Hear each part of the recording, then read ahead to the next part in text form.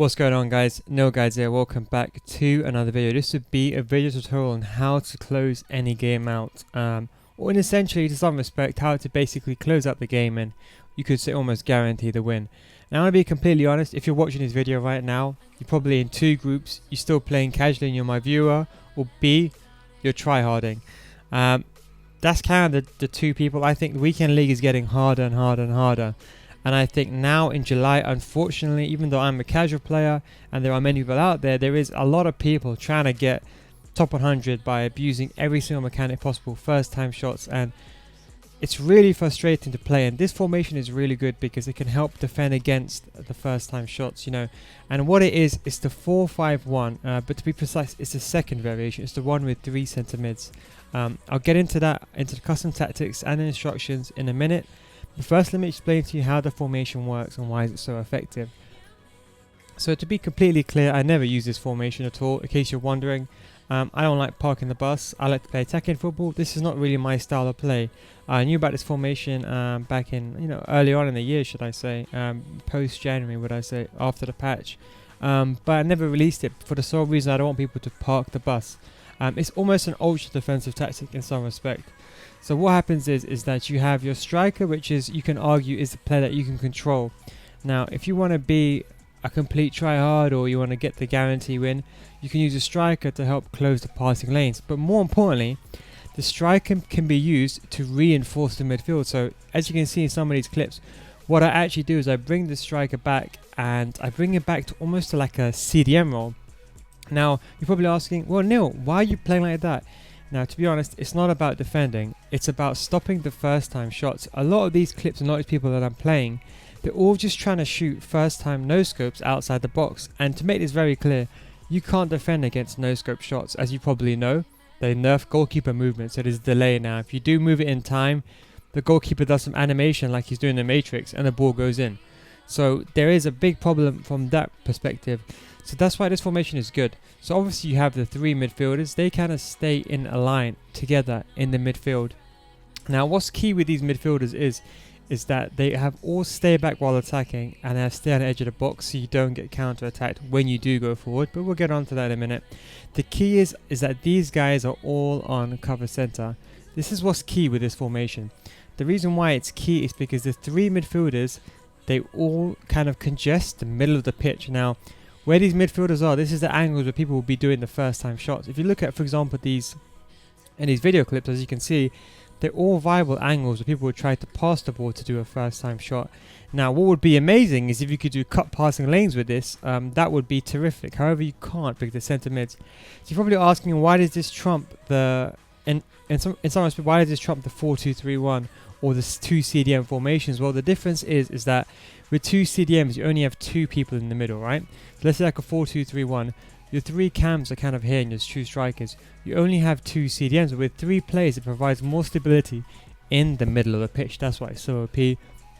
And of course, you don't need cover wing because you have the left mid and right mid on come back on the fence. So you don't need to have one of these guys on cover wing like you might need in a 4-1-2-1-2. You have the left mid and right mid already. Now, for possession, this is OP, and even for attacking, the most surprising thing is with this formation, you can actually attack as well as you can defend. It's insane. Try it out, give it a try. I mean, look, to be completely honest, please do not use this formation unless the person you're playing is abusing every single mechanic. I don't want to go in. I'm already going into weekend leagues. People are parking a bus, abusing every mechanic in July. I'd rather not everyone do this, but since I've already talked about this in someone else's stream, people asked me to make a video on it, so I thought, you know what, I might as well release it now. It's the end of FIFA anyway. So that's how it works basically. Left mid and right mid, obviously they tuck in, helps prevent you getting doubled up on the wing. So obviously, you have 2 people on the wing and they'll come back on the fence as usual. And the striker, you can essentially say, is a utility player. Now, so let me go into the tactics now. So the tactics, drop back. For obvious reasons, drop back. Your player's obviously going to be behind the ball and you're going to almost, in a sense, congest the pitch. Now the width is on 1. The reason why it's on 1 is because this formation is predominantly meant to be used to cover the middle of the pitch. Now, as you know, the 3 centre mids will kind of be in front of your back line over here, as you can see. And what that's going to mean is that the places, well, the angles where you're going to do the first time shots, you're going to have 3 midfielders in that position.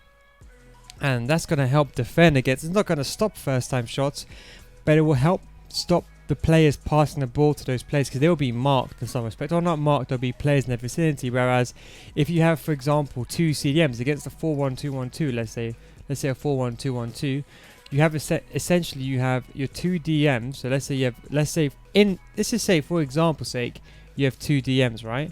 Now you're going to have 2 DMs versus, in a sense, 3 players over here. Now obviously you're going to get outnumbered, and then someone can just do a quick 1-2 around your 2 DMs and then score a first time shot. That's why the 3 center mids are important. Obviously narrow width, cover the center. It's already a very wide formation, so you don't have to cover the wing areas. So depth 3, you don't want too low depth in my opinion, because then you're gonna, if you have too low, then you're gonna give them more space outside the box. For obvious reasons, you want to give them more space outside the box, because you don't want to, this is a part the bus formation, but it's still within reason. You know, it's not complete part, well it is to some respect, but you want it to be not, you don't want to be congested in your box. Against a good player, a couple of first quick passes outside the box and a first shot will make you concede. So don't go lower than 3. Trust me, it's countable. I've tried this on 3. It's the best. I would say 3 and 4. It's probably the kind of the way to go. Now offensive style, long ball. Now listen, this is debatable.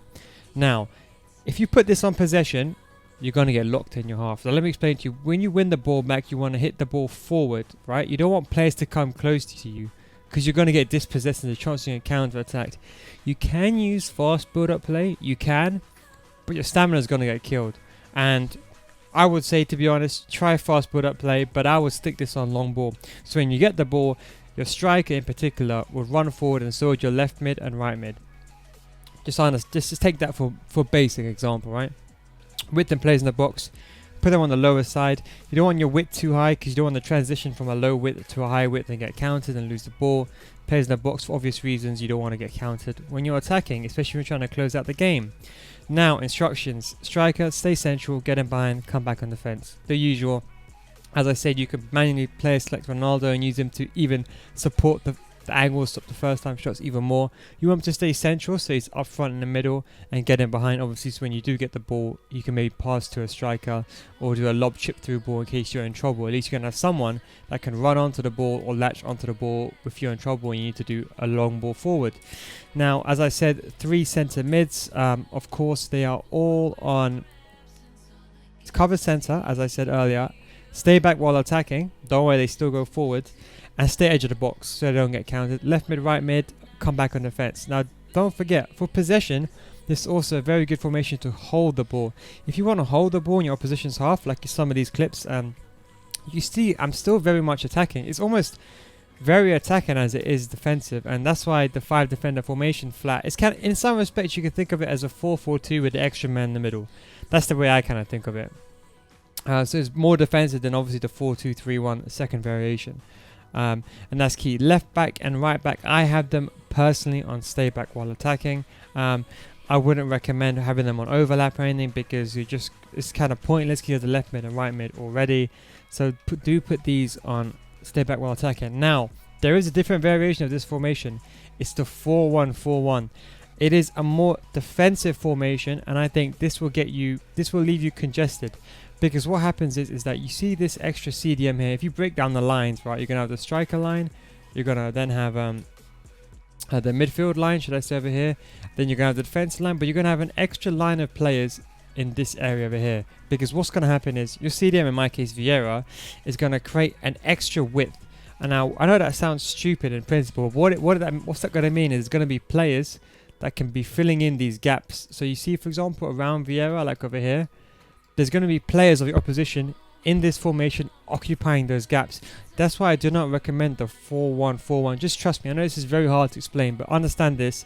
By having Vieira or CDM in that position, you're basically creating more space. I know it sounds stupid, but if you play the game and you try 4-1-4-1, after a while you'll understand what I'm saying. So do bear that in mind, in case people are asking about it, but you can use the 4-1-4-1.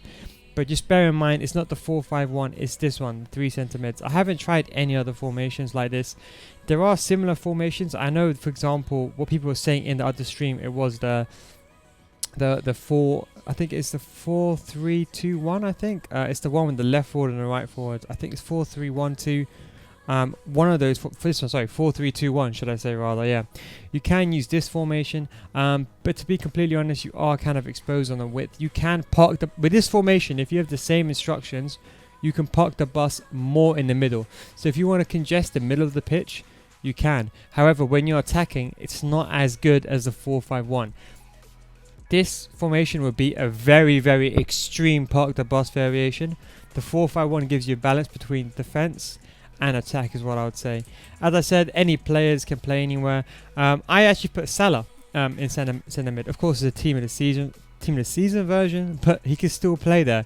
To be completely honest, the Vieiras, the Hullets, the key players will obviously be best in these three midfielder roles.